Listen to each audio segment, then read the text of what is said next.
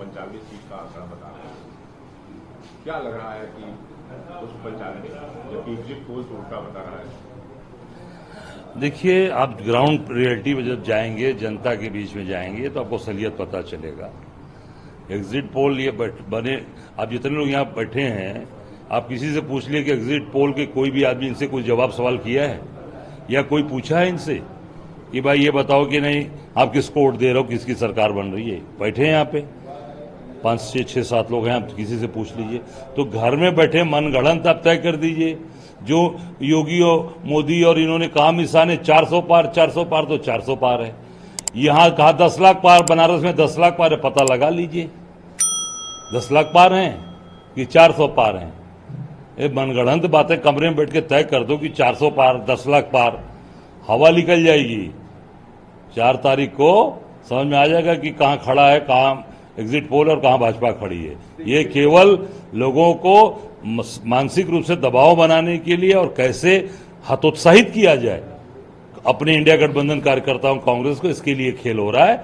इससे कोई हतोत्साहित नहीं होने वाला है। इससे हमारे कार्यकर्ता और चार्ज हो गए हैं और सतर्क हो गए हैं और सतर्कता के साथ काउंटिंग कराएंगे और आखिरी दम तक हम काउंटिंग में डटे रहेंगे, हिलने वाले नहीं है, पूरी ताकत के साथ खड़े रहेंगे। तो क्या एग्जिट पोल क्या मोदी के इशारे हमेशा? बिल्कुल, सब उन्हीं के बड़े बड़े कॉरपोरेट के पास सारे चैनल आ गए हैं और सारे चैनल्स को ये पूरी तरीके से दबाव बनाकर, और जानते हैं कि अगर ये मोदी जी गए तो हम लोगों की भी दुकान बंद हो जाएगी। इसलिए ये बहुत ताकत लगाएं कि कैसे हमारी दुकान आगे चलती रहे।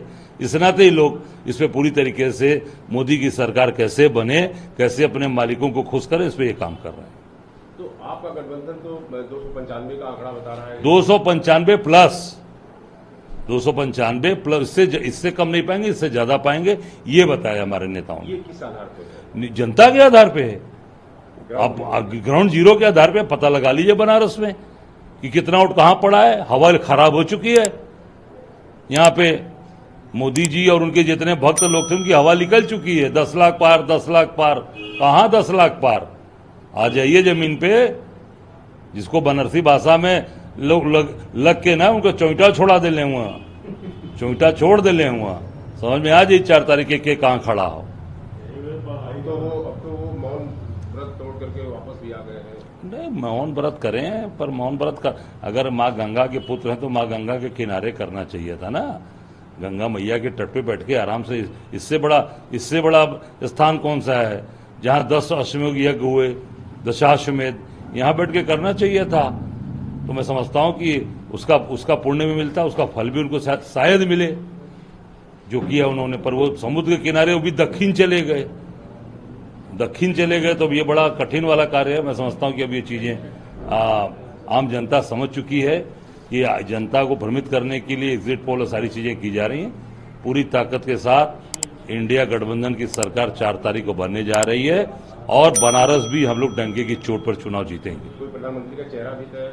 निश्चित तौर से वो तय कर लेंगे लोग। कल मीटिंग हो गई, सभी इंडिया घटक के सभी लोग थे, आपस में बैठ के तय कर लेंगे और कहीं पर कोई दिक्कत नहीं है। बीजेपी के लोग और उनके जो गठबंधन के लोग हैं परेशान ना हो।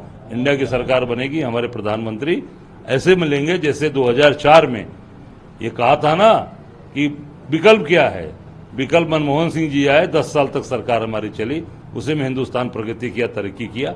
उसी तरीके से आप देखिएगा 4 तारीख को भी ऐसे प्रधानमंत्री आपको मिलेंगे। उसके बाद जो हिंदुस्तान को सही रास्ते पर और अच्छे रास्ते पर लेके चलेंगे। कांग्रेस का होगा अब ये तय करेंगे दल के लोग, ये पूरी तरीके से इंडिया गठबंधन के लोग तय करेंगे। कांग्रेस हमेशा एक आगे बढ़कर बड़े भाई के रूप में काम किया गठबंधन में, और उसी तरीके से आगे भी देश के निर्माण के लिए, राष्ट्र के निर्माण के लिए, समाज को कैसे मजबूत किया जाए, देश कैसे मजबूत हो, इस पे कांग्रेस काम करती रही और करती रहेगी।